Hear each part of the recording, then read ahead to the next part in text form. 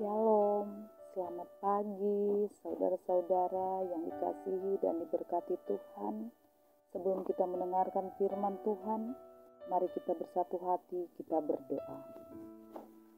Selamat pagi Bapa, selamat pagi Roh Kudus. Inilah kami anak-anak-Mu datang sujud menyembah. Kami bersyukur punya Allah seperti Engkau yang selalu menjaga dan melindungi dan menuntun atas penyertaan-Mu. Dan kasih setia Tuhan selalu memelihara di kehidupan kami, selalu baru yang kami rasakan di dalam hidup dan kehidupan kami. Ya Bapa, ajarilah kami untuk selalu di jalan-Mu yang benar, dan ajarilah kami untuk taat dan setia menurut firman-Mu yang hidup. Ya Allah Bapa, terima kasih Tuhan, kami boleh bersyukur lewat berkat kesehatan dan kekuatan yang Tuhan sudah anugerahkan di dalam kehidupan kami. Ya Bapa dalam surga, terima kasih Tuhan atas bimbingan dan tuntunan sehingga kami dapat beristirahat di malam hari dan dibangunkan di pagi hari tanpa kurang satu apapun. Ya Bapa, dalam tangan-Mu kami serahkan akan perjalanan kehidupan kami. Ya Bapa, dengan penuh kerendahan hati inilah kami datang untuk beribadah dengan Engkau. Kami akan membaca Alkitab dan merenungkan sebagian dari firman-Mu. Berkatilah kami dan berilah kami akan hikmat-Mu, agar supaya kami boleh mengerti setiap firman-Mu dan jadi berkat bagi kami semua. Inilah doa kami ya Tuhan. Kami sudah siap mendengarkan firman-Mu yang hidup. Amin. Hari ini Senin tanggal 4 September 2023. Pembacaan Alkitab kita yang terdapat di dalam 1 Yohanes 4 ayat 9 dan 10. 1 Yohanes 4 ayat 9 dan 10 berkata, dalam hal inilah kasih Allah dinyatakan di tengah-tengah kita, yaitu bahwa Allah telah mengutus anaknya yang tunggal ke dalam dunia, supaya hidup olehnya. Inilah kasih itu, bukan kita yang telah mengasihi Allah, tetapi Allah yang telah mengasihi kita, dan yang telah mengutus anaknya sebagai pendamaian bagi dosa-dosa kita. Sampai sekian jauh pembacaan Alkitab kita. Kita masuk dalam renungan yang kita ambil dari pembacaan Alkitab tadi 1 Yohanes 4 ayat 9 hingga ke 10. Tema renungan kita yaitu kasih Allah di dalam Yesus Kristus, jaminan keselamatan.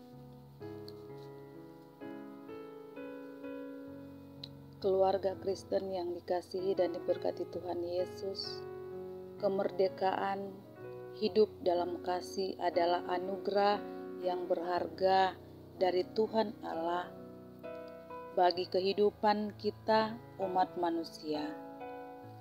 Bukti kasih Tuhan Allah nyata di dalam Yesus Kristus, Tuhan Juru Selamat kita. Ia datang ke dalam dunia dalam wujud sebagai anak manusia yang lahir sengsara, mati, bangkit, dan naik ke surga. Ia mengalahkan kuasa maut yang membelenggu manusia oleh dosa. Otoritas kuasa kasih-Nya telah memulihkan citra hidup manusia. Sebelumnya rasa kurang percaya diri dan malu telah menggerogoti hidup manusia. Tetapi oleh kebaikan kasih-Nya, manusia memperoleh pemulihan. Keluarga Kristen yang dikasihi dan diberkati Tuhan Yesus, kita boleh ada dan menikmati hidup dengan keluarga, gereja, dan masyarakat. Karena kasih-Nya, mengasihi Allah hendaklah diwujudkan dalam tindakan iman. Dengan bersaksi melakukan kebaikan, keadilan, menolong sesama yang hidupnya kurang beruntung, dan lain sebagainya.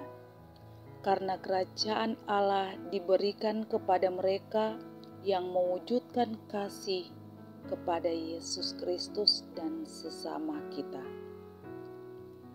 Terimalah kerajaan yang telah disediakan bagimu sejak dunia dijadikan. Sebab ketika aku lapar, kamu memberi aku makan. Ketika aku haus, kamu memberi aku minum. Ketika aku seorang asing, kamu memberi aku tumpangan.